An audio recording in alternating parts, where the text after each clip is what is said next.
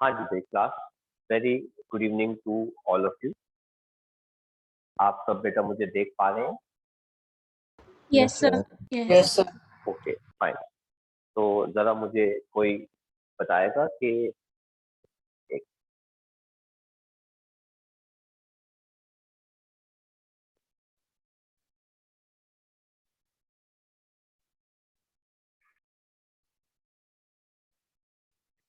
ये मैंने क्या लिखा है?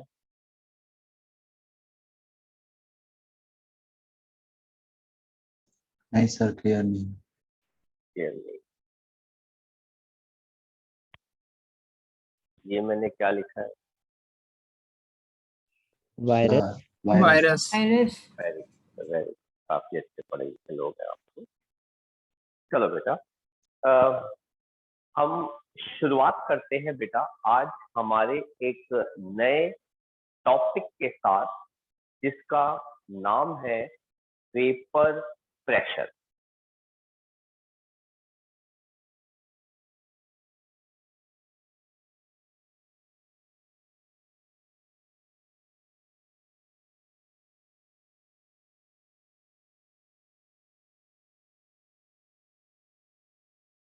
इस चैप्टर के अंदर यहाँ से इम्पोर्टेंट पार्ट शुरू होता है और जो एक सबसे इम्पोर्टेंट डेफिनेशन जिसको हम आगे जाके बहुत ज्यादा इस्तेमाल करने वाले हैं वो है कॉन्सेप्ट कॉल्ड वेपर प्रेशर।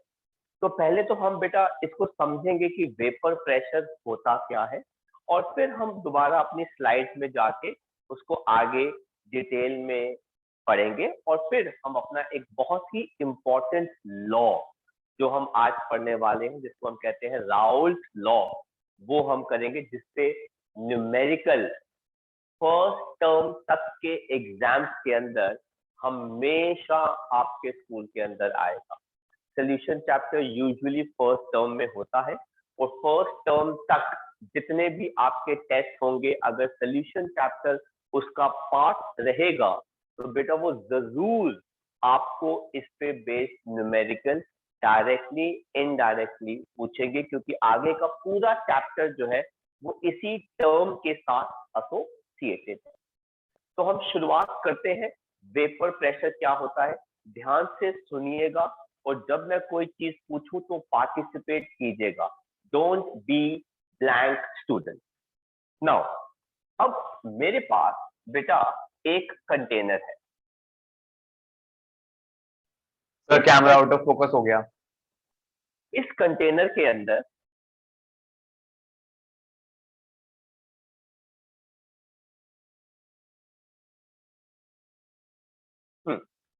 इस कंटेनर के अंदर बेटा हमारे पास क्या है?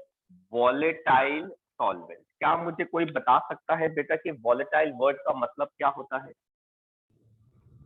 सॉलिड टू गैस, जो जल्दी इवापोरेट हो जाए, जो इजीली वेपर में कन्वर्ट हो सके। क्या मुझे कोई एग्जाम्पल बता सकता है किसी वॉलेटाइल सॉल्वेंट का? सबसे बढ़िया सस्ता सुंदर टिकाऊ। अल्कोहल। उससे भी सस्ता है बेटा हमारे पास। Very good. Alcohol, sir acid water, very good. Ammonia, acetone, ये वो सारे सब्सटेंसेस हैं जो बेटा आराम से वेपर में कन्वर्ट हो जाते हैं। Is that clear? तो हमने हमारे कंटेनर में एक वॉलेटाइल सॉल्वेंट लिया और ये देखो बेटा ये हो गए उसके मॉलिक्यूल। अब हम इसको कवर कर देते हैं और इसको नीचे से हम क्या करना शुरू कर देते हैं? वार्म। हल्का हल्का हम गर्म कर रहे हैं, उसको बॉईल नहीं कर रहे, हम हल्की हल्की हीट जो है बेटा उसको प्रोवाइड कर रहे हैं। हीट हम जब प्रोवाइड करेंगे बेटा इसको, तो कुछ बॉन्डिंग इंटरैक्शन बेटा ब्रेक कर जाएंगी और वो पार्टिकल इस स्टेट में आ जाएगा। ये वाली स्टेट लिक्विड है, और ये वाली स्टेट बेटा क्या होती है, वेपर, या फिर इसको हम क्या कह सकते हैं, गैस। तो अभी ये आया, फिर ये चला गया, फिर ये चला गया। अब धीरे धीरे क्या हो रहा है, रेट ऑफ इवेपोरेशन बेटा क्या कर रहा है, इंक्रीज, है ना। तो रेट ऑफ इवेपोरेशन जो है बेटा वो क्या कर रहा है, इंक्रीज कर रहा है। कॉन्सेप्ट बेटा समझ में आया कि अगर आप किसी वॉलेटाइल सॉल्वेंट को हल्का सा वार्म करना शुरू करते हैं तो मॉलिक्यूल्स के बीच में इंटरैक्शंस होती हैं जिनको हम कहते हैं बेटा इंटर मॉलिक्यूलर फोर्सेस। ये इंटरमॉलिक्यूलर फोर्सेस धीरे धीरे ब्रेक करने शुरू करते हैं, जिसकी वजह से पार्टिकल्स जो सरफेस के ऊपर होते हैं, आई रिपीट, पार्टिकल्स जो सरफेस के ऊपर होते हैं वो अपने लिक्विड स्टेट को छोड़ देते हैं और धीरे धीरे बेटा कहाँ आ जाते हैं, वेपर में आने शुरू हो जाते हैं। तो हम बेटा क्या कह रहे हैं कि रेट ऑफ इवेपोरेशन जो है बेटा स्लोली क्या कर रहा है, इंक्रीज। ऑल क्लियर बेटा, किसी को कोई दिक्कत परेशानी, कुछ पूछना हो? चलो फिर अब क्या हुआ, 1 मिनट, 2 मिनट, 3 मिनट, 5 मिनट। अब बेटा पार्टिकल्स तो वेपर में जा ही रहे हैं, लेकिन जो पार्टिकल सबसे पहले गया था बेटा वो वेपर स्टेट में घूमेगा, घूमने के बाद धीरे धीरे वो एनर्जी लूज करेगा, उसका हीट का कंटेंट कम हो जाएगा, एनर्जी लूज करेगा, हीट का कंटेंट कम हो जाएगा, और फिर वो वापस आने लग जाएगा towards the surface of the liquid. वो लिक्विड के सरफेस के पास आना शुरू कर देगा। जैसे ही वो लिक्विड के सरफेस के पास आएगा बेटा उस पार्टिकल को ये अपनी तरफ खींच लेगा, ये अपनी तरफ खींच लेगा, ये अपनी तरफ खींच लेगा। मतलब पार्टिकल गैसियस स्टेट से बेटा कहां जा रहा है, लिक्विड स्टेट में। अगर कोई चीज पार्टिकल गैसियस स्टेट से या वेपर स्टेट से लिक्विड में जाता है तो बेटा उस प्रोसेस को क्या कहते हैं, इस प्रोसेस को इवेपोरेशन कहते हैं। इसको बेटा क्या कहते हैं, Condensation. Very good. इसको हम क्या कहते हैं बेटा, कंडेंसेशन कहते हैं। Is that clear? ठीक है ना। तो हमारे पास अब क्या शुरू हो जाएगा, रेट ऑफ कंडेंसेशन बेटा क्या हो जाएगा, इंक्रीज होना शुरू हो जाएगा। तो रेट ऑफ कंडेंसेशन धीरे धीरे बेटा क्या कर रहा है, इंक्रीज कर रहा है। समझ में आ गया बेटा ये पार्ट? किसी को कोई दिक्कत परेशानी इसके अंदर? क्लियर है भाई? अब रेट ऑफ कंडेंसेशन जो है बेटा वो इंक्रीज करेगा। अब देखो बेटा पार्टिकल्स वेपर में भी जा रहे हैं, पार्टिकल्स कंडेंस भी हो रहे हैं, पार्टिकल वेपर में भी जा रहे हैं, पार्टिकल कंडेंस भी हो रहे हैं। शुरुआत में रेट ऑफ इवेपोरेशन फास्ट होता है, धीरे धीरे कंडेंसेशन भी फास्ट होना शुरू हो जाता है। एंड एक टाइम ऐसा आता है जब रेट ऑफ कंडेंसेशन और रेट ऑफ इवेपोरेशन दोनों क्या हो जाते हैं, बराबर। मतलब जितना इवेपोरेट हो रहा है उतना ही कंडेंस हो रहा है, जितना इवेपोरेट हो रहा है उतना ही कंडेंस हो रहा है। बेटा इस स्टेट को हम बेटा क्या कहते हैं, इक्वी स्टेट, इक्विलिब्रियम स्टेट। इस स्टेट को हम बेटा क्या कहते हैं, इक्वी स्टेट कहते हैं। एंड इस इक्वी स्टेट में, आई रिपीट ध्यान से देखना, इस इक्वी स्टेज पर यहां पे जितने भी पार्टिकल्स होते हैं वो जो प्रेशर एग्जर्ट करते हैं उसको बेटा हम कहते हैं वेपर प्रेशर। तो जब इक्वी स्टेट आ जाता है जिसके अंदर रेट ऑफ इवेपोरेशन जो है बेटा रेट ऑफ कंडेंसेशन के बराबर आ जाता है, तो उस केस में दोनों प्रोसेसेस जब इक्वी पर पहुंचते हैं बेटा, तो इस इक्वी स्टेट पे ध्यान से सुनना मेरी बात, इस इक्वी स्टेट पे वेपर में जितने भी पार्टिकल्स होते हैं बेटा वो जो प्रेशर एक्सर्ट करते हैं उसको आप क्या कहते हैं, वेपर प्रेशर। तो बेटा हम इसको कैसे डिफाइन करते हैं, pressure exerted by particles of volatile solvent in vapor phase on surface of liquid at equi। Equi का मतलब क्या होता है? जब रेट ऑफ इवेपोरेशन और रेट ऑफ कंडेंसेशन दोनों बराबर हो जाए उसको बेटा हम क्या कहते हैं? Vapour pressure. आगे बढ़ने से पहले कोई ऐसा बच्चा बेटा जिसको वेपर प्रेशर का कॉन्सेप्ट समझ में नहीं आया हो, कुछ पूछना चाहते हो, कुछ ऐड सब्ट्रैक्ट करना चाहते हो, कुछ पुरानी चीजें दिमाग में आ गई हो बेटा, कोई पूछना चाहता है कुछ? ओके, तो बेटा हम बात करते हैं अगले टॉपिक की। वो क्या है बेटा? Factors affecting vapour pressure. ऐसे कौन कौन से फैक्टर्स हैं जिनकी वजह से वेपर प्रेशर कम या फिर क्या हो सकता है? ज्यादा। सबसे पहला जो हमारे पास फैक्टर आता है वो है इंटरैक्शन। बेटा इंटरैक्शंस का मतलब होता है inter molecular forces of attraction. I hope आप इस टर्म को जानते हैं, inter molecular forces of attraction. अगर पार्टिकल्स बेटा आपस में अच्छे से जुड़े हुए हैं, टाइटली पैक्ड है, तो बेटा क्या वो वेपर में जाएंगे? No sir. No, sir. No, sir.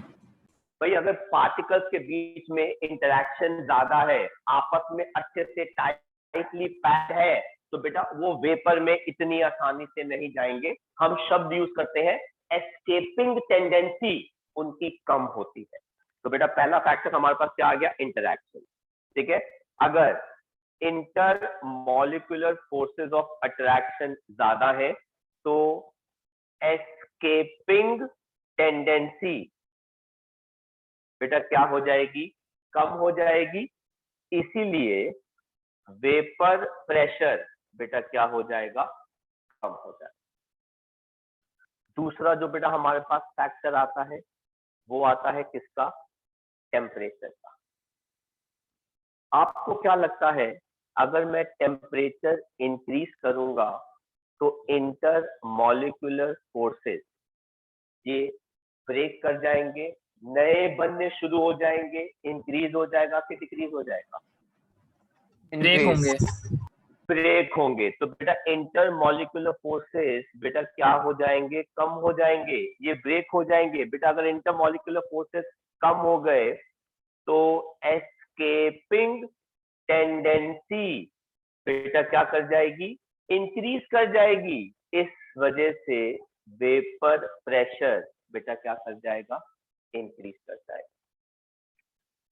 किसी को बेटा कोई दिक्कत परेशानी? बेटा ये दो फैक्टर्स हमारे लिए काफी इंपॉर्टेंट है। हम नेचर ऑफ लिक्विड की भी बात कर सकते थे। बेटा नेचर ऑफ लिक्विड का डिफरेंस जो होता है वो इंटरैक्शन पे ही आता है, तो मैंने उसके बारे में बात नहीं करी। दो पॉइंट्स पे हम रहेंगे प्रेजेंट, वो है बेटा टेम्परेचर और इंटरैक्शन। तो बाद में जाके वो दोनों ही एक दूसरे को रिलेट कर देते हैं, पर this is the concept of vapour pressure. ये सारा आपके नोट्स में, हैंडआउट्स में दे रखा है। Is that clear? As it is जो मैंने बोर्ड पे लिखा है सब कुछ वहां पर है, पर फिर भी अगर आप में से किसी को कुछ कॉपी करना है तो आप कॉपी कर सकते हैं, मुझे कोई प्रॉब्लम नहीं है। हाँ जी बेटा, तो आपके साथ हमने एक स्क्रीन शेयर करी है, ठीक है, और अब हम बात कर रहे हैं बेटा इसकी वेपर प्रेशर। तो बेटा क्या होता है वेपर प्रेशर? कहते हैं वेपर प्रेशर एक लिक्विड का प्रेशर होता है जो एक्सर्ट किया जाता है bye vapour over the surface of the liquid जब वो डायनामिक इक्वी के अंदर हो अपने लिक्विड के साथ। बेटा डायनामिक इक्वी का मतलब होता है रेट ऑफ इवेपोरेशन भी हो रहा है और रेट ऑफ कंडेंसेशन जो है वो दोनों चीजें साथ साथ चलती जा रही है बेटा।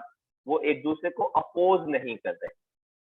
फैक्टर्स इफेक्टिंग वेपर प्रेशर, बेटा नेचर ऑफ लिक्विड, जिनके इंटरमॉलिक्यूलर फोर्सेस कमजोर होते हैं उनका वेपर प्रेशर ज्यादा होता है, और अगर आप टेम्परेचर ज्यादा कर देंगे तो वेपर प्रेशर किसी भी सोल्यूशन का ज्यादा हो जाएगा, ठीक है ना, क्योंकि उसकी एस्केपिंग टेंडेंसी ज्यादा हो जाएगी। लेकिन ये वाला पार्ट अब आप देखो जो हम अब पढ़ने जा रहे हैं, वो ये लाइन है जिसको हमने क्या किया हुआ है, बोल्ड। कहते हैं लेकिन अगर आप इस लिक्विड के अंदर जो वॉलेटाइल है उसके अंदर एक नॉन वॉलेटाइल सल्यूट डाल देते हो, बेटा नॉन वॉलेटाइल का मतलब ये हो गया जो वेपर में कन्वर्ट नहीं होता, मतलब इतनी आसानी से नहीं होगा या नहीं होगा। बेटा एग्जाम्पल, कोई भी सॉल्ट डाल दो, बेटा कोई भी सॉल्ट इतनी आसानी से वेपर में कन्वर्ट नहीं होता, तो वो कहता है कि वो ओवरऑल सॉल्यूशन का वेपर प्रेशर पहले से बेटा क्या कर देगा, कम कर देगा। पहले मतलब प्योर सॉल्वेंट, है ना सर, क्या मतलब, ये देखो बेटा एनसीईआरटी में बड़ा अच्छा सा डायग्राम दे रखा था। इस कंटेनर के अंदर बेटा क्या है, प्योर सॉल्वेंट, जो बेटा ब्लू कलर के मॉलिक्यूल्स है। तो आप देख सकते हो rate of evaporation and rate of condensation दोनों बेटा किसमें आ गए, इक्वी पे। इसलिए बेटा ये वाले मॉलिक्यूल जो बेटा प्रेशर एक्सर्ट कर रहे हैं उसको बेटा हम क्या कहते हैं, वेपर प्रेशर, राइट। अब आपने क्या किया, सेकंड बॉक्स देखो बेटा, आपने इसके अंदर नॉन वॉलेटाइल सॉल्यूट जो बेटा कौन से कलर का है, रेड कलर का, वो वाले पार्टिकल्स ऐड कर दिए। अब ये जो नॉन वॉलेटाइल पार्टिकल्स जो है आपने इसके अंदर ऐड कर दिए, ये वॉलेटाइल सॉल्वेंट के साथ चिपक जाएंगे, है ना, दे विल अट्रैक्ट। अब अगर ये आपस में अट्रैक्ट करने लग गए तो बेटा एस्केपिंग टेंडेंसी वोलेटाइल सॉल्वेंट की बेटा क्या हो जाएगी, कम हो जाएगी, जिसकी वजह से थोड़ी देर के बाद आप अगर ध्यान से देखो बेटा रेट ऑफ इवेपोरेशन कम है पर रेट ऑफ कंडेंसेशन का जो एरो है बेटा वो ज्यादा हो रहा है, और फाइनली थोड़ी देर के बाद एक नया इक्वी आएगा जो एक नया वेपर प्रेशर देगा जो पहले से क्या हो जाएगा बेटा, कम हो जाएगा।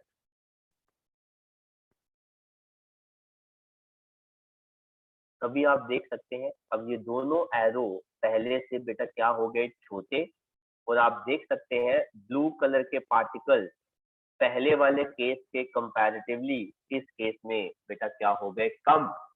इसीलिए बेटा हम कहते हैं कि जब एक नॉन वॉलेटाइल सॉल्यूट एक वॉलेटाइल सॉल्वेंट में आता है तो वेपर प्रेशर पहले से क्या हो जाता है, कम हो जाता है।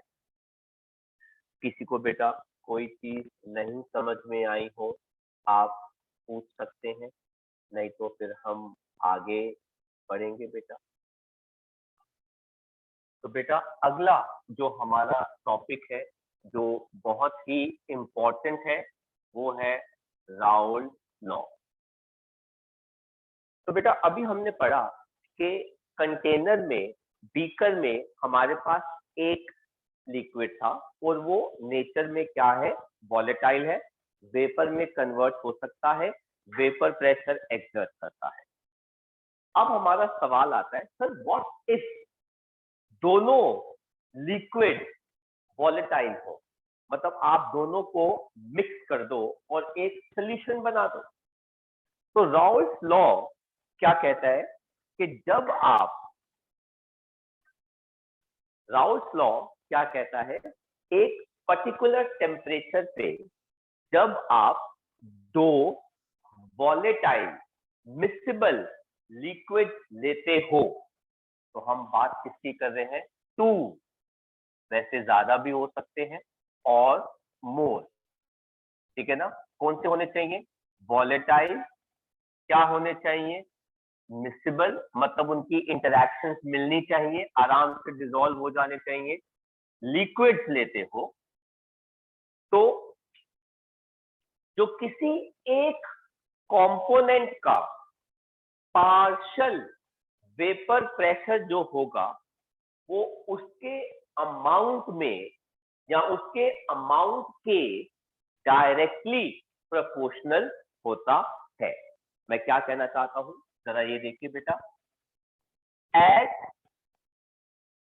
कांस्टेंट टेम्परेचर कोई भी एक कंपोनेंट, लेट्स सपोज बेटा मैं क्या ले रहा हूं? ए का बेटा मतलब होता है सॉल्वेंट, तो बेटा ए स्टैंड्स फॉर सॉल्वेंट और बी स्टैंड्स फॉर सोल्यूट।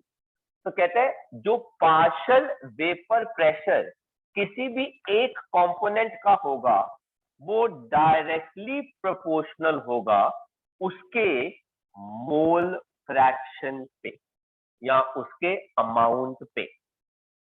ऐसे ही आप लिख सकते हैं पार्शियल वेपर प्रेशर किसी भी एक कंपोनेंट का जो है वो डायरेक्टली प्रोपोर्शनल होता है उसी के मोल फ्रैक्शन पे। तो लॉ की बेटा स्टेटमेंट क्या है आपके पास अभी आ जाएगी, वो इशू नहीं है, पर समझो मैं क्या कह रहा हूं। लॉ क्या कहता है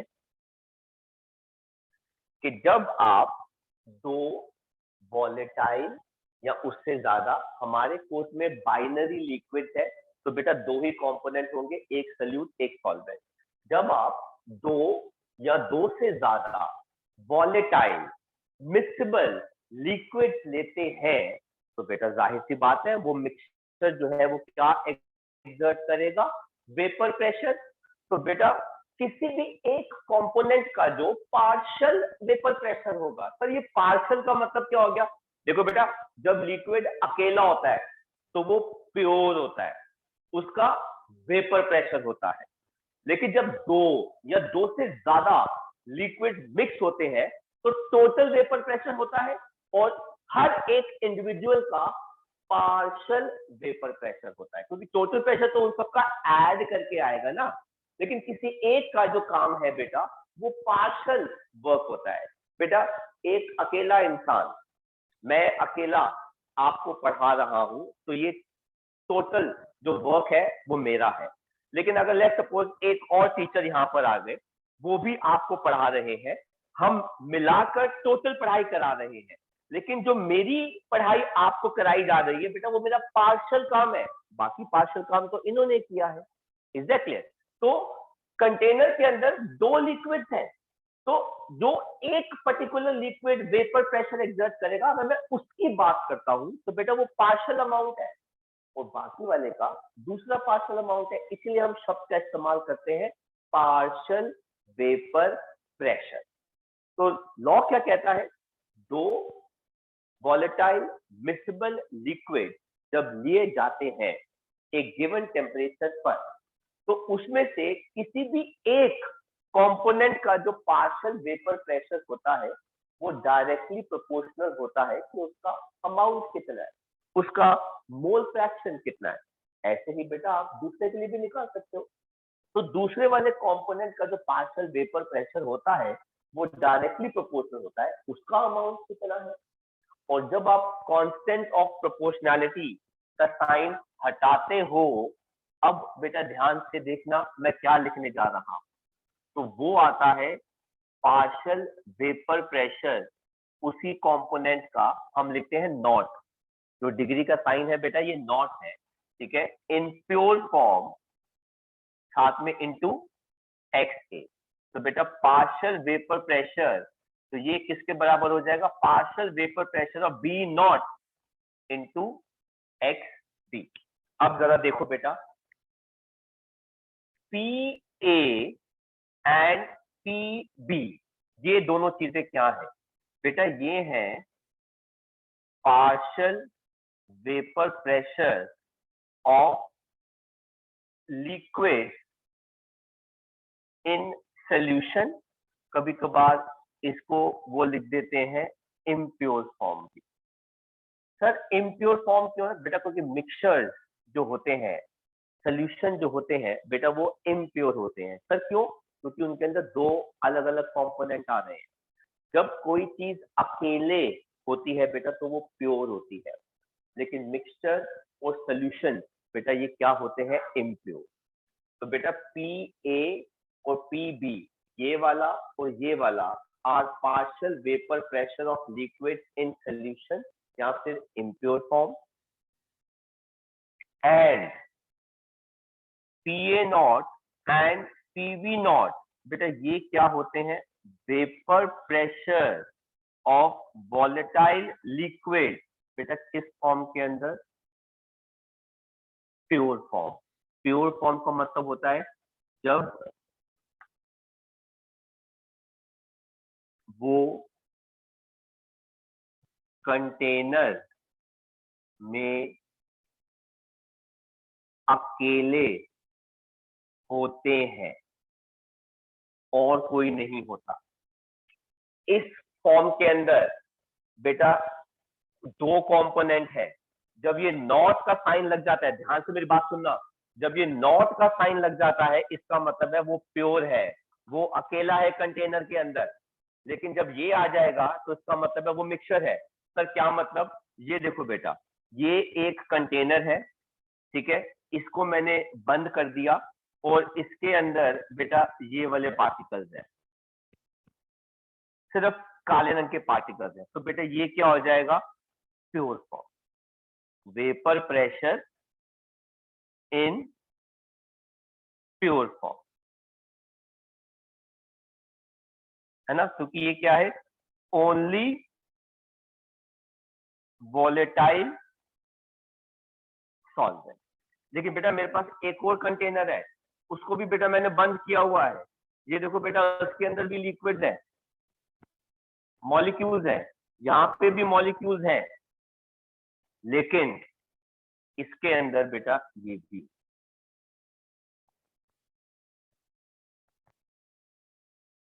तो इसमें दो आ गए बेटा, अलग अलग आ गए। तो बेटा ये क्या हो जाएगा? वेपर प्रेशर बेटा किसका? सॉल्यूशन का, ठीक है। और ये क्या हो जाएगा? इन इम्प्योर फॉर्म। और इसके अंदर दो चीजें आ गई, एक आ गया पी ए और एक क्या आ गया बेटा? P PB. बी, है ना? जो काले रंग का है वो सॉल्वेंट है, जो लाल रंग का है वो सल्यूट है, क्योंकि सल्यूट कम है और सॉल्वेंट क्या है? ज्यादा। सर आपने लाल रंग को ऊपर क्यों दिखाया? बेटा मेरी कंडीशन क्या है? दोनों वॉलेटाइल है, दोनों वेपर में कन्वर्ट हो रहे हैं, इसलिए वो यहाँ पे भी है, ऊपर भी है। फर्क ये बेटा, सल्यूट ऊपर कम होगा, सॉल्वेंट का अमाउंट ज्यादा होगा, है ना? जिसका अमाउंट ज्यादा है उसके वेपर प्रेशर भी ज्यादा होगा, जिसका अमाउंट कम है उसका वेपर प्रेशर भी कम होगा, है ना? मैंने पिछली क्लास में भी बताया था बेटा, पार्शियल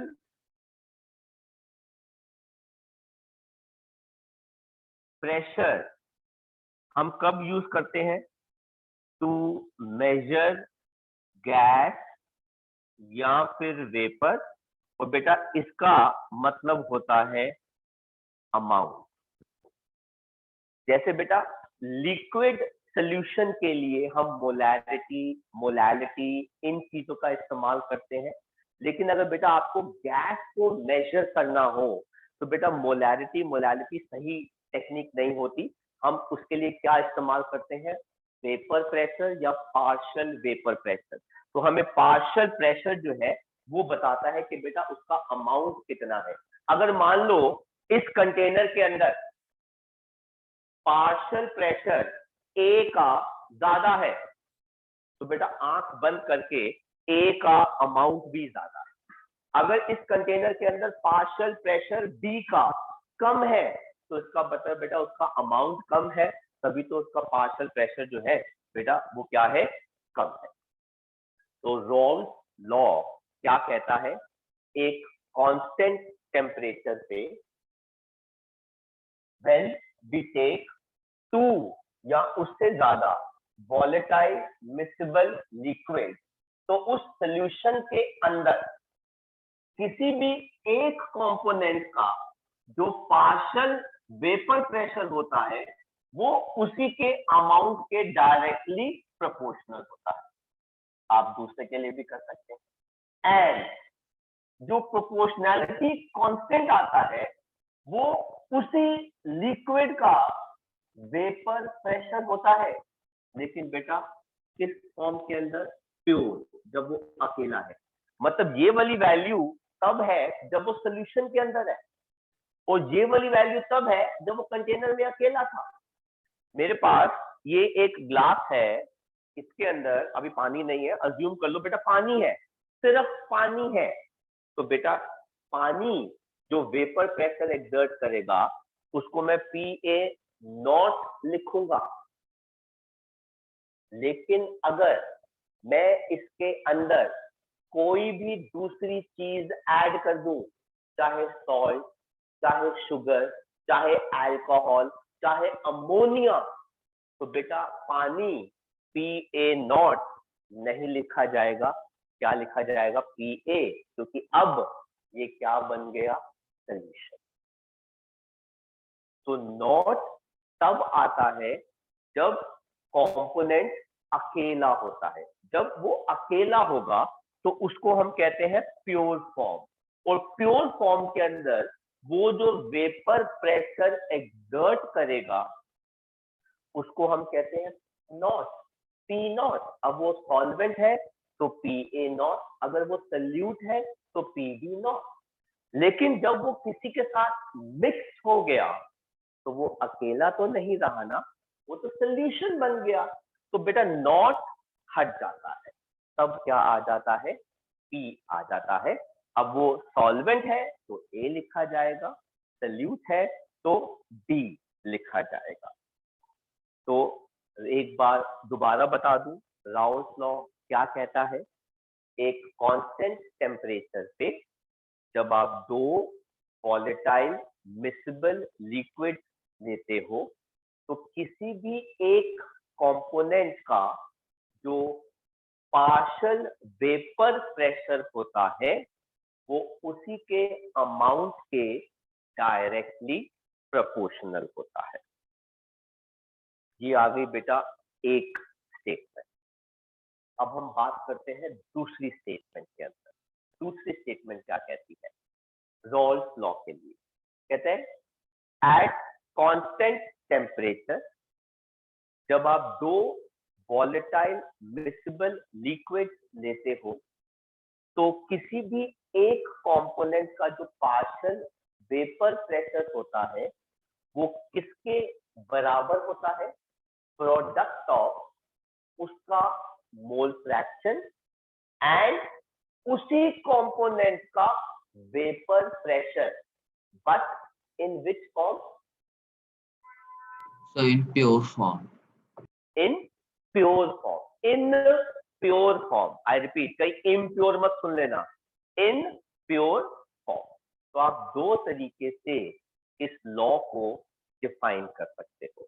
पहला, at constant temperature for mixture of two volatile miscible liquid, the partial vapor pressure exerted by one of the component is directly proportional to its mole fraction।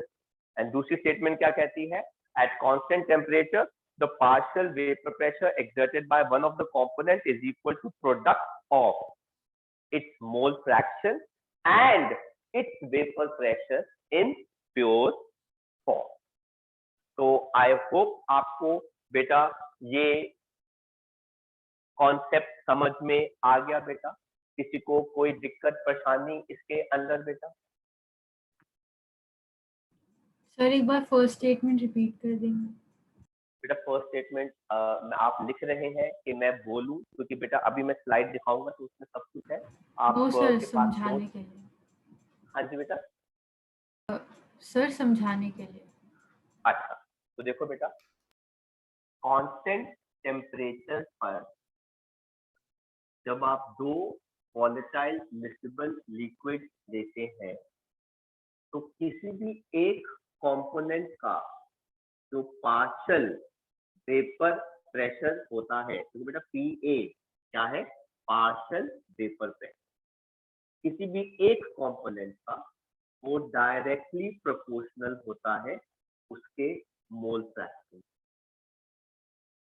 Same दूसरे के लिए भी कर सकते हैं, पार्शियल वेपर प्रेशर दूसरे component का भी डायरेक्टली प्रोपोर्शनल होता है उसके मोल फ्रैक्शन। फिर आपको इसमें ये भी बताना पड़ेगा, एंड जो कांस्टेंट ऑफ प्रोपोर्शनैलिटी होता है वो उसी कंपोनेंट का वेपर प्रेशर होता है, पर किस फॉर्म के अंदर, प्योर फॉर्म के अंदर। तो जो पहली वाली स्टेटमेंट है बेटा वो थोड़ी सी लंबी हो जाती है, तो हमने दिमाग लगाया कि बच्चों को थोड़ा छोटा कैसे करके बताएं इस लॉ को। तो हमने बेटा दूसरा कॉन्सेप्ट बताया कि एक कांस्टेंट टेम्परेचर पे दो वॉलेटाइल मिक्सिबल लिक्विड हम लेते हैं, तो उनमें किसी भी एक कंपोनेंट का जो पार्शियल वेपर प्रेशर होता है सोल्यूशन के अंदर या इम्प्योर फॉर्म के अंदर, वो किसके बराबर होता है, प्रोडक्ट ऑफ उसी का मोल फ्रैक्शन एंड उसी कंपोनेंट का vapour pressure but pure form के अंदर। आया बेटा समझ में यस सर। कॉन्सेप्ट?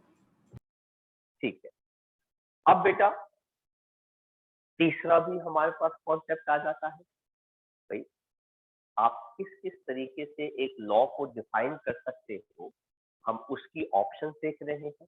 तो बेटा आपको कौन सा लॉ किस लैंग्वेज में समझ में आ जाए, बेटा हम ये सोचते हैं।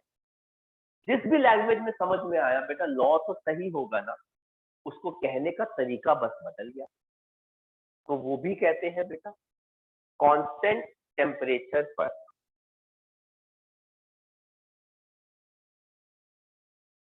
एट कांस्टेंट टेम्परेचर तो दो या दो से ज्यादा वॉलेटाइल मिक्सिबल लिक्विड का जो वेपर प्रेशर होगा, जो टोटल प्रेशर होगा, वो उन्हीं इंडिविजुअल कंपोनेंट्स के पार्शियल वेपर प्रेशर को ऐड करके आएगा। एक कांस्टेंट टेम्परेचर पर जब आप दो वॉलेटाइल मिक्सिबल लिक्विड्स लेते हैं तो जो सॉल्यूशन का टोटल प्रेशर आएगा वो किसके बराबर होगा, sum of their individual partial vapour pressure. आया बेटा समझ में?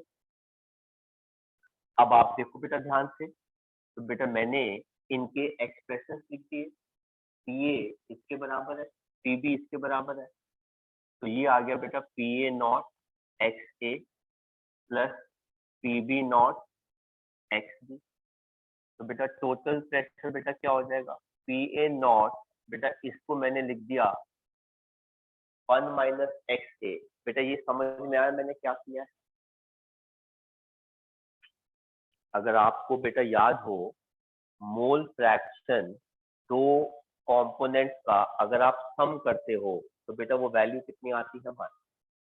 तो अगर मुझे एक का मोल फ्रैक्शन पता है तो दूसरे वाले का कितना आ जाएगा बेटा, 1 माइनस, मैंने वही यहाँ पे कर दिया। अब ये बेटा कितना आ गया, P B not X B, total बेटा कितना आ गया, P A not minus P A not X B plus P B not X B. मैंने ऐसा किया, पी ए नॉट लिखा, मैंने यहाँ पे एक्स बी कॉमन ले लिया, P A not minus P B not, ये मेरे पास एक और फॉर्मूला आ गया और ये मेरे पास एक फॉर्मूला आ गया। वो किसी भी फॉर्म से किसी भी तरीके से आपसे पूछ सकते हैं, क्योंकि न्यूमेरिकल आप बेटा ऐसे करो, अलग अलग निकाल के ऐड कर दो, या आप ऐसे करो, बात एक ही है। जो आपको सही लगे आप उस चीज को फॉलो कर सकते हो। इधर देखो बेटा, जैसे मैंने यहाँ पर एक्स ए का वैल्यू प्लेस किया, तो जो मेरा टोटल प्रेशर आ रहा है उसके अंदर सिर्फ बी वाला मोल फ्रैक्शन आ रहा है। अगर बेटा मैं यहाँ पे एक्स ए की जगह एक्स बी की वैल्यू प्लेस करता, तो मेरे पास एक दूसरा फॉर्मूला आता, बिल्कुल ऐसा एग्जैक्टली सेम साइन नहीं आते बेटा, थोड़ा सा अलग आता, लेकिन बेटा उस एक्सप्रेशन में एक्स बी की जगह बेटा कौन होता, एक्स ए। लेकिन बेटा हमारे लिए सल्यूट ज्यादा इंपॉर्टेंट होता है, इसीलिए बेटा हम इस फॉर्मूले का ज्यादा इस्तेमाल करते हैं। आपको अगर ये फॉर्मूला रट जाता है तो बहुत अच्छी बात है, अगर नहीं भी रटता तो कोई ऐसी बात नहीं, साइंस स्टूडेंट हो उसी टाइम डिराइव करो, फॉर्मूला निकालो और सॉल्व कर लो। तो कुछ फॉर्मूले ऐसे होते हैं बेटा हम याद ही नहीं करते, क्यों? क्योंकि हम उसी टाइम डिराइव करके हम अपना कॉन्सेप्ट बना लेते हैं। तो हम साइंस में अपने खुद के फॉर्मूले भी बना सकते हैं। आपको बोर्ड से कुछ भी कॉपी करना हो आप कॉपी कर सकते हैं बेटा, ये सब नोट्स में नहीं दे रखा है।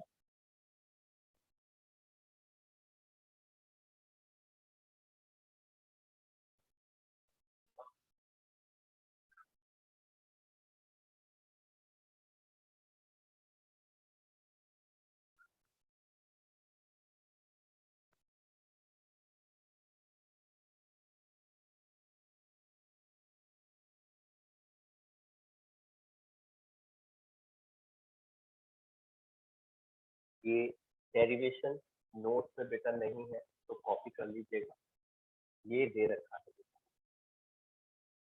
बाकी ये सब आपकी नॉलेज के लिए है।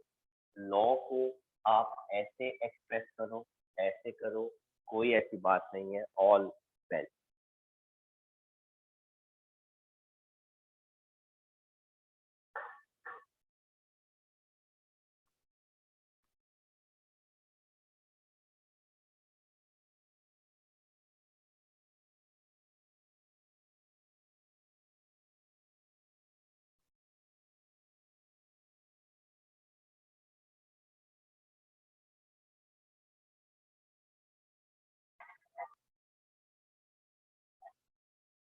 हाँ, तो अब आपने जब कॉपी कर लिया है तो हम इसके अंदर एक और चीज ऐड करते हैं, वो है राउल्ट लॉ का ग्राफ।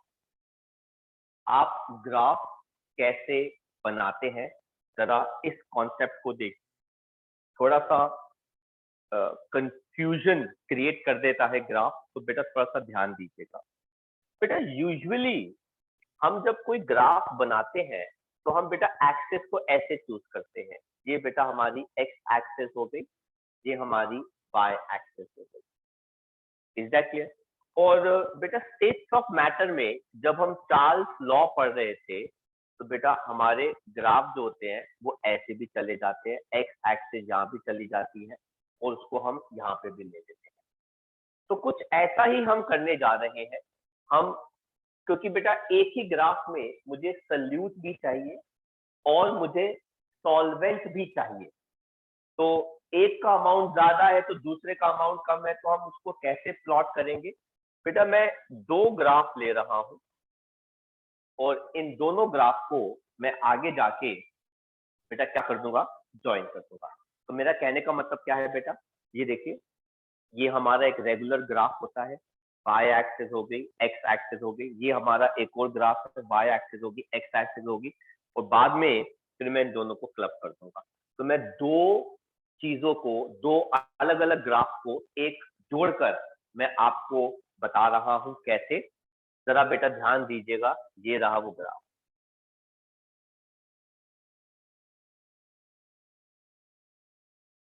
तो बेटा ये वाला जो मेरा एक्सिस है बेटा वो किसकी बात करता है, मोल फ्रैक्शन, एक्स एक्सिस। और जो बेटा मेरी वाई एक्सिस है यहाँ पर बेटा वो किसको रिप्रेजेंट कर रही है, vapour pressure. Is that clear? तो बेटा मैंने सबसे पहले ध्यान दीजिएगा बेटा मैं क्या कर रहा हूं, मैंने यहाँ पर मोल फ्रैक्शन बेटा किसका ले लिया, सल्यूट का। मैंने क्या लिखा है, एक्स बी। बेटा आप एक्स ए भी लिख सकते हैं, मुझे कोई फर्क नहीं पड़ता। जब मैंने मोल फ्रैक्शन सल्यूट का लिया उसको बेटा मैंने क्या मार्क किया, यहाँ पे 0, और यहाँ पे आते आते एक्स बी बेटा कितना हो गया, 1। क्योंकि बेटा मोल फ्रैक्शन की वैल्यू कभी भी 1 से ज्यादा नहीं हो सकती। तो मैंने शुरुआत कहां से करी बेटा, सल्यूट 0 से, और बेटा कहां तक ले गया उसको 1। चलो मैं ऐसा करता हूं, सल्यूट ना दिखा के आपको सॉल्वेंट दिखा देता हूं, कोई फर्क नहीं पड़ता, बात एक ही है। ये लो, ये हो गया सॉल्वेंट। अब देखो बेटा अगर वॉलेटाइल लिक्विड का अमाउंट ज्यादा है तो बेटा वो वेपर में ज्यादा जाएगा कि कम जाएगा, ज्यादा जाएगा। ज्यादा जाएगा। मैंने और वॉलेटाइल कंपोनेंट डाल दिया तो वो और वेपर में जाएगा ज्यादा। मैंने वॉलेटाइल कंपोनेंट और डाल दिया तो वो और जाएगा। मतलब जैसे जैसे मैं वॉलेटाइल लिक्विड का अमाउंट बढ़ा रहा हूं उसका वेपर प्रेशर जो है वो क्या करेगा, इंक्रीज करेगा। तो ये देखो बेटा जैसे जैसे सॉल्वेंट का अमाउंट, अभी इसमें तो है ही नहीं, जब एक्स ए 0 है मतलब सॉल्वेंट है ही नहीं, तो जैसे जैसे सॉल्वेंट का अमाउंट बढ़ता गया बढ़ता गया बढ़ता गया बढ़ता गया बढ़ता गया, वेपर प्रेशर भी बेटा बढ़ता जा रहा है बढ़ता जा रहा है बढ़ता जा रहा है बढ़ता जा रहा है। लेकिन एक टाइम ऐसा आया कि एक्स ए की वैल्यू 1 हो गई, मतलब कंटेनर में सिर्फ सॉल्वेंट है। बेटा इसका मतलब होता है सिर्फ सॉल्वेंट। तो बेटा उस टाइम अगर कंटेनर में सिर्फ सॉल्वेंट है तो बेटा वो तो फिर प्योर फॉर्म कहलाया जाएगा। आया बेटा मेरा लॉजिक समझ में? मोल फ्रैक्शन का अमाउंट बेटा जब 0 होता है इसका मतलब होता है कि वो वाला कंपोनेंट है ही। बेटा किसका अमाउंट 0 है, सॉल्वेंट का। अगर बेटा सॉल्वेंट 0 है तो इसका एक्चुअली मतलब होता है कि कंटेनर में सिर्फ सल्यूट है। लेकिन जैसे जैसे सॉल्वेंट का अमाउंट बढ़ रहा है बेटा उसका वेपर प्रेशर भी तो बढ़ेगा, उसकी एस्केपिंग टेंडेंसी भी तो बढ़ेगी। वेपर प्रेशर बढ़ता गया बढ़ता गया बढ़ता गया, अमाउंट बढ़ता जा रहा है, वेपर प्रेशर बढ़ता गया बढ़ता गया बढ़ता गया। लेकिन जब बेटा कंटेनर में सिर्फ सॉल्वेंट ही है जिसका मतलब होता है बेटा सल्यूट है ही नहीं, तो बेटा जो वेपर प्रेशर होगा वो प्योर कहलाया जाएगा।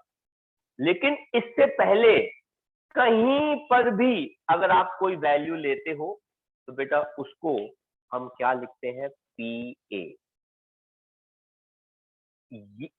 ये 0 से थोड़ा सा ऊपर और 9 से थोड़ा सा पहले आप कहीं पे भी वैल्यू लोगे बेटा वो पी ए कहलाई जाएगी, क्योंकि उस टाइम पे वो क्या है बेटा, सोल्यूशन है। लेकिन जैसे ही मोल फ्रैक्शन सल्यूट का 0 हो जाएगा और सॉल्वेंट का क्या हो जाएगा बेटा, मैक्सिमम, तो वो पी ए वाली वैल्यू जो है बेटा वो क्या बन जाती है, प्योर फॉर्म। इसलिए बेटा उसको हम क्या लिखते हैं, पी ए नॉट। सॉल्वेंट के मोल फ्रैक्शन के लिए हम ऐसे जाते हैं। अब उसी ग्राफ के अंदर सल्यूट के मोल फ्रैक्शन के लिए बेटा हम ऐसे जा रहे हैं। बेटा जब सॉल्वेंट ज्यादा होगा सल्यूट कम होगा, और जब सल्यूट ज्यादा होगा सॉल्वेंट कम होगा। अब देखो बेटा यहां पर एक्स बी सल्यूट कितना है, 0, क्योंकि सॉल्वेंट सबसे ज्यादा है। लेकिन जैसे जैसे सल्यूट का अमाउंट बढ़ता गया बढ़ता गया बढ़ता गया बढ़ता गया, मोल फ्रैक्शन बढ़ता गया, उसका भी वेपर प्रेशर जो है वो बढ़ता जा रहा है। वो इंक्रीज करता रहेगा।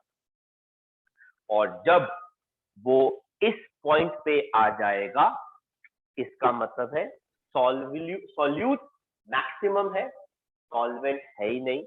इसको बेटा हम कहते हैं पीवी नॉट। इससे पहले यहां से लेके यहां तक वो कोई भी वैल्यू आप लोगे बेटा, उसको हम कहते हैं सोल्यूशन का वेपर प्रेशर। लेकिन जब वो उसको स्ट्राइक करता है, हिट करता है, तो बेटा ये वाली वैल्यू क्या बन जाती है, प्योर फॉर्म जाती है। अब मुझे बताओ किसको क्या समझ में नहीं आया इस ग्राफ के अंदर। तो बेटा मैंने दो ग्राफ लिए हैं, एक मैंने ऐसे प्लॉट किया है बेटा, एक मैंने ऐसे प्लॉट किया है। दोनों का जो बेस है, एक्स एक्सिस है बेटा, वो मोल फ्रैक्शन है, और दोनों की जो ये वाली एक्सिस है वो वेपर प्रेशर है। तो मैंने क्या कर दिया बेटा, दोनों को मर्ज कर दिया, क्योंकि मुझे सोल्यूशन का ग्राफ बताना है, इसलिए मैंने दोनों को मर्ज करके दोनों के कंपोनेंट्स को बता दिया।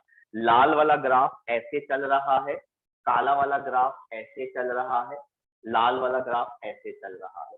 दोनों को हमने कंबाइन करके एक बना दिया, क्योंकि एक्स एक्सिस हमारी क्या है बेटा, सेम ही रिप्रेजेंट कर रही है। तो दो ग्राफ को क्लब कर दिया जाता है। जी बेटा, किसका कोई सवाल हो प्लीज पूछिएगा। हो सकता है आप जो किसी बुक में ग्राफ देखे वो आपको ऐसा नजर आए,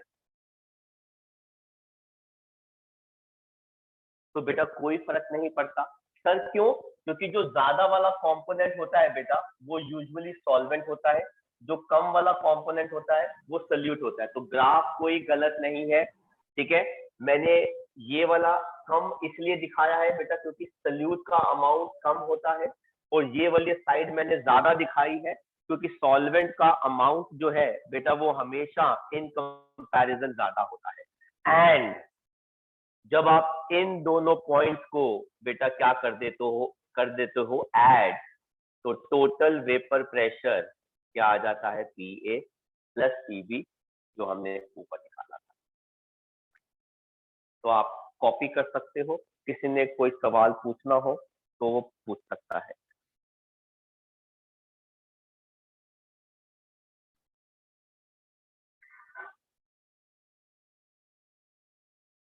हाँ जी बेटा, तो हमने अभी राउल्स लॉ पढ़ा, तो अब हम स्क्रीन पे आ गए हैं। ये तो कहता है बेटा, एट गिवन टेम्परेचर एक सोल्यूशन वॉलेटाइल लिक्विड्स का, तो उसके अंदर पार्शियल वेपर प्रेशर हर एक कंपोनेंट का सोल्यूशन के अंदर बराबर होता है किसके, product of vapour pressure of pure component. तो बेटा इसको हम क्या लिखते हैं, नॉट, और उसके मोल फ्रैक्शन का, मतलब ये आ गया मोल फ्रैक्शन। तो बेटा P A not, P A is directly proportional to X A, PB is directly proportional to XB, और ये क्या आ जाएगा बेटा, एट कांस्टेंट टेम्परेचर। तो जब आप प्रोपोर्शनैलिटी साइन हटाते हैं तो पी ए नॉट आ गया, यहाँ पे पीबी नॉट आ गया, ठीक है। अब आप ग्राफ प्लॉट कर रहे हैं, ये देखिए बेटा ग्राफ ध्यान से। तो मैंने यहाँ पर मार्क किया वेपर प्रेशर, ये आ गया बेटा मोल फ्रैक्शन।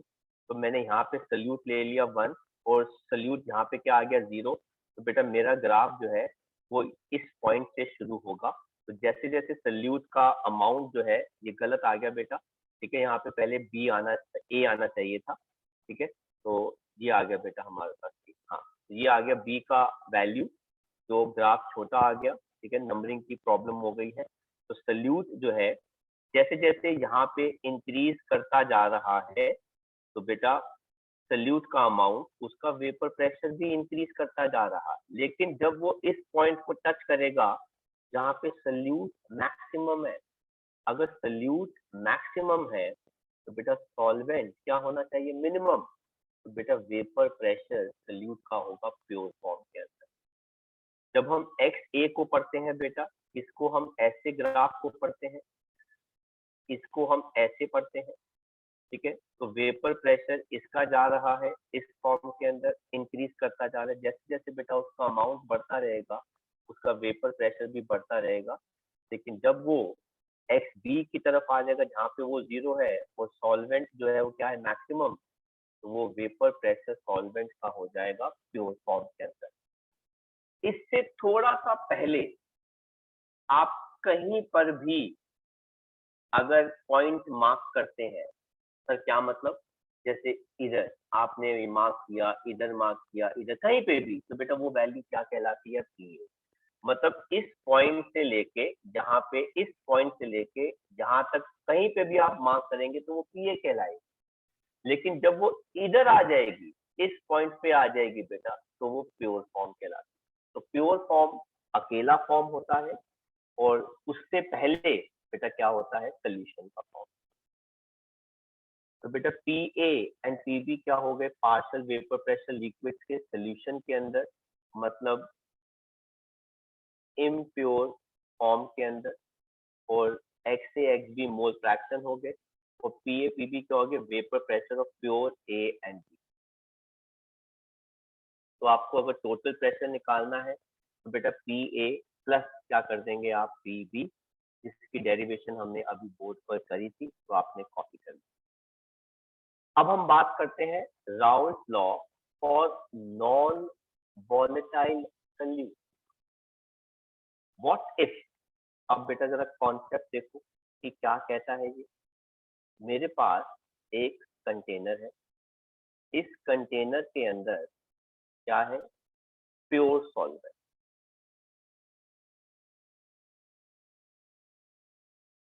ये हो गए बेटा इसके पार्टिकल,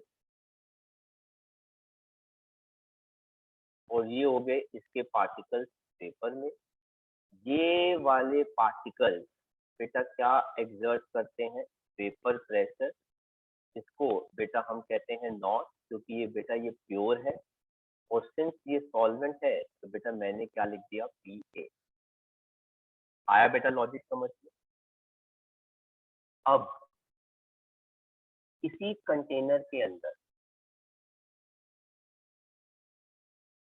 जिसके अंदर क्या था, सॉल्वेंट, और मैंने डाल दिया नॉन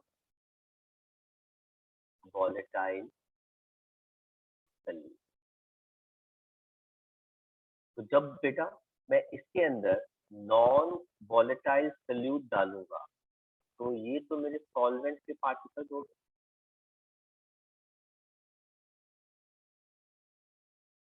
और सोल्यूट के बेटा मेरे पार्टिकल ये हो गए।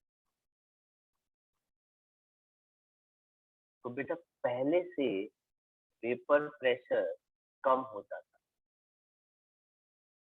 आप देख सकते हैं बेटा यहाँ पे मैंने ज्यादा पार्टिकल्स दिखाए, यहाँ पे बेटा मैं पहले से पार्टिकल्स क्या दिखा रहा हूँ, कम दिखा रहा हूँ।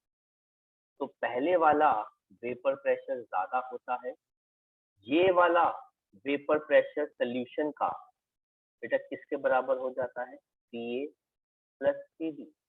लेकिन बेटा ये तो नॉन वॉलेटाइल है, तो इसकी तो वैल्यू क्या हो जाएगी, 0। तो सोल्यूशन का वेपर प्रेशर एक्चुअली पीए प्लस क्या हो गया बेटा, 0। और इसको हम कैसे लिखेंगे बेटा, सोल्यूशन का वेपर प्रेशर एक्चुअली किसके वेपर प्रेशर के बराबर हो गया है, सिर्फ सॉल्वेंट के ही। और बेटा सॉल्वेंट वाली वैल्यू क्या होती है, पीए नॉट इनटू एक्स। तो नॉन वॉलेटाइल सोल्यूट वाले सोल्यूशन का वेपर प्रेशर कम होता है पहले से। सर क्यों, व्हेन नॉन वॉलेटाइल सोल्यूट, बेटा शॉर्ट फॉर्म में इसको हम लिखते हैं NVS, when non volatile solute is added to a volatile solvent, vapor pressure of solution decreases. Sir, क्यों? Because the interaction between non-volatile solute and solvent particles बेटा क्या कर जाती हैं, increase hence escaping tendency of solvent particle decrease. Moreover, the number of solvent particles on the surface of liquid is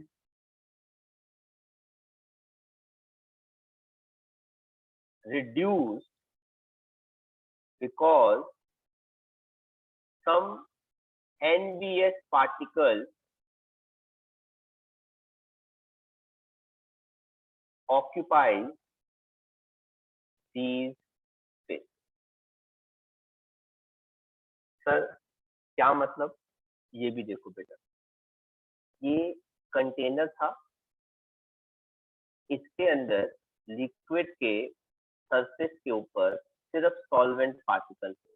कितने आ रहे हैं? 1 2 3 4 5 6 7। लेकिन जब आप बेटा इसके अंदर नॉन वॉलेटाइल सल्यूट ऐड कर दोगे तो 1 2 3 4 हो गए। ये नंबर ऑफ पार्टिकल पहले से बेटा क्या हो गए? कम। सर कम क्यों हो गए? बेटा सल्यूट पार्टिकल भी तो आ जाएगा यहाँ। तो पहले ये नंबर 7 का था, अब ये नंबर 4 का हो गया। तो number of particle, number of solvent particles जो है ऑफ लिक्विड पे वो भी तो कम हो गए, इसलिए बेटा एस्केपिंग टेंडेंसी भी कम हो जाती है। इसलिए पानी का वेपर प्रेशर ज्यादा होता है एज कंपेयर टू नमक वाला पानी और चीनी वाला पानी। समझ में आया बेटा? नमक वाला पानी और चीनी वाला पानी अगर आप लेते हैं तो उसके अंदर पानी का वेपर प्रेशर पहले से क्या हो जाता है? कम हो जाता है। तो आपको बेटा ये कॉपी करना है तो आप कॉपी कर लीजिए, फिर हम इसको आगे बात करते हैं। हाँ जी बच्चे, तो देखते हैं इसका कॉन्सेप्ट। कहते हैं जब एक नॉन वॉलेटाइल सॉल्यूट, जिसको बेटा हम कैसे पढ़ रहे हैं? NVS को हम ऐड करते हैं वॉलेटाइल सॉल्वेंट के अंदर, तो पार्शियल वेपर प्रेशर जो अब सोल्यूशन का होता है, इसको बेटा हमने क्या लिखा? PS, या फिर उसको बेटा हम क्या लिख दिया? PA इज डायरेक्टली प्रोपोर्शनल उसी वॉलेटाइल कंपोनेंट के मोल फ्रैक्शन के बाद, and it is less than the pure solvent. Non volatile solute increase करता है interaction with volatile solvent surface के ऊपर, जिसकी वजह से एस्केपिंग टेंडेंसी पहले से कम हो जाती है। तो आपके पास है तो बेटा सॉल्यूशन, तो टोटल प्रेशर कितना आ जाएगा? PA प्लस PB, लेकिन B जो है वो नॉन वॉलेटाइल सॉल्यूट है, ये तो वेपर प्रेशर एक्सर्ट ही नहीं करेगा, तो PS एक्चुअली PA के बराबर ही हो गया। तो अब आप चाहे PS लिखो या फिर आप PA लिखो, फॉर्मूला क्या बन जाएगा? PA not into XA। ये हमने पढ़ा है, ठीक है। आगे बढ़ रहे हैं। अब राउल्स लॉ के हिसाब से हमारा जो लॉ बनता है वो क्या है बेटा? PA which is equal to PA not into XA। और पिछली क्लास में हमने पढ़ा था बेटा हेनरीज लॉ, जो बेटा क्या होता है? P is equal to KH into X। दोनों ही लॉ काफी मिलते जुलते हैं। यहाँ पे भी पार्शियल प्रेशर है, यहाँ पे भी पार्शियल प्रेशर है, यहाँ पे भी मोल फ्रैक्शन है, यहाँ पे भी मोल फ्रैक्शन है। तो यही चीज जो है बस उसी का डिफरेंस आ रहा है। कहते हैं दोनों इक्वेशन ऊपर हमको बताती हैं कि पार्शियल प्रेशर वॉलेटाइल कंपोनेंट का या किसी गैस का डायरेक्टली प्रोपोर्शनल होता है उसी के मोल फ्रैक्शन के ऊपर। सिर्फ फर्क प्रोपोर्शनैलिटी कांस्टेंट का है, जहां पे हेनरीज लॉ में हेनरीज कांस्टेंट आता है और यहाँ पर वेपर प्रेशर प्योर फॉर्म के अंदर आता है। अगर कल को किसी रीजन की वजह से हेनरीज कांस्टेंट किसके बराबर हो जाए, vapour pressure in pure form के बराबर, तो Raoult law will become a special case of Henry's law. ये वाला लॉ इसका स्पेशल केस बन जाता है। बच्चे लिखाते हैं Henry's law become a special case of Raoult law, नहीं, Raoult law becomes a special case of Henry's law. Sir ये कब होता है? ये सिर्फ तब होता है जब सोल्यूशन बहुत ज्यादा डाइल्यूट हो।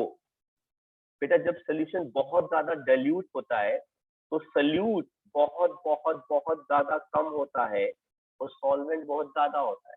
तो सॉल्वेंट उसमें क्या ओबे करता है, राउल्ट लॉ, और सोल्यूट क्या ओबे करता है, हेनरीज लॉ। तो ये एक एडिशनल इंफॉर्मेशन है जो हमने आपके साथ शेयर की है। अभी तक इसके ऊपर बेस्ड क्वेश्चन जो है वो आया नहीं है, पर फर्स्ट टर्म में जब टीचर्स आपको ये चैप्टर्स पढ़ाएंगी तो वो ये जरूर पूछती हैं कि when does Raoult law becomes a special case of Henry's law. वो तब होता है जब KH PA0 के बराबर हो जाता है। सर वो कब हो सकता है? जब सोल्यूशन बहुत ज्यादा डाइल्यूट हो, मतलब सोल्यूट ऑलमोस्ट ना के बराबर हो और सॉल्वेंट भी बहुत ज्यादा हो। तो सॉल्वेंट राउल्ट लॉ ओबे करता है उसके अंदर, और सोल्यूट जो है वो क्या ओबे करता है, हेनरीज लॉ। अब जिन बच्चों ने हेनरीज लॉ अभी तक नहीं पढ़ा, that is okay, not a problem, but हम वेरी सून क्लासेस कवर करके हम हेनरीज लॉ भी पढ़ लेंगे। किसी ने कुछ कॉपी करना है बेटा इसके अंदर? तो बेटा हम अब एक छोटा सा थ्योरी क्वेश्चन करेंगे। ठीक है, हमारा क्वेश्चन क्या है, why salt is added to boil pasta first। Now why salt is added, ठीक है, टू बॉइल पास्ता। अब इसको कर दो, इसको हम नहीं करते। अब बेटा इस क्वेश्चन का आंसर क्या है जरा समझिए। बेटा हमने क्लास 11th में पढ़ा था, वेपर प्रेशर जो होता है वो इनवर्सली प्रोपोर्शनल होता है boiling point. Exactly, vapour pressure is inversely proportional to boiling point. तो जब हम on adding salt to water, vapour pressure of water जो है बेटा वो क्या कर जाएगा, एस्केपिंग टेंडेंसी उसकी क्या हो जाती है, कम हो जाती है। Hence water boils easily and fast, therefore it cooks or boils pasta is। तो उसके ऐड करने पर बेटा पास्ता की जो बॉइलिंग है या पास्ता की जो कुकिंग है बेटा वो क्या हो जाती है, जल्दी हो जाती है। तो ये एक थियोरेटिकल क्वेश्चन है जो शायद आप में से किसी के स्कूल में फर्स्ट टर्म तक पूछ सकते हैं या वो डिस्कस भी कर सकते हैं। तो आप कॉपी कर लीजिए इसको। तो बच्चों आज हम यहीं तक ही करेंगे, क्योंकि इसके बाद हमारे पास जो करना है वो है types of solution based on Raoult law, जिसको हम नेक्स्ट क्लास में कंटिन्यू करेंगे। और जिन बच्चों की क्लासेस बेटा पहली की मिस हो गई हैं, ठीक है, वो उनके लिए कवर अप क्लास भी प्रोबेबली इस वीकेंड नहीं तो नेक्स्ट वीक के अंदर हम जरूर फिक्स कर देंगे। हालांकि आने वाले जितने भी टॉपिक हैं बेटा उनका प्रीवियस क्लास से कोई लेना देना नहीं है। तो जो क्लास आज शुरू हुई है आपकी बेटा, वो ही आपकी आगे कंटिन्यू चलती रहेगी। टॉपिक्स उसी से ही एसोसिएटेड है, पिछले क्लासेस से एसोसिएटेड नहीं है। तो you will feel absolutely comfortable, right. तो आज हम इतना ही करेंगे। तो मेरी तरफ से टाटा एंड बिरला है।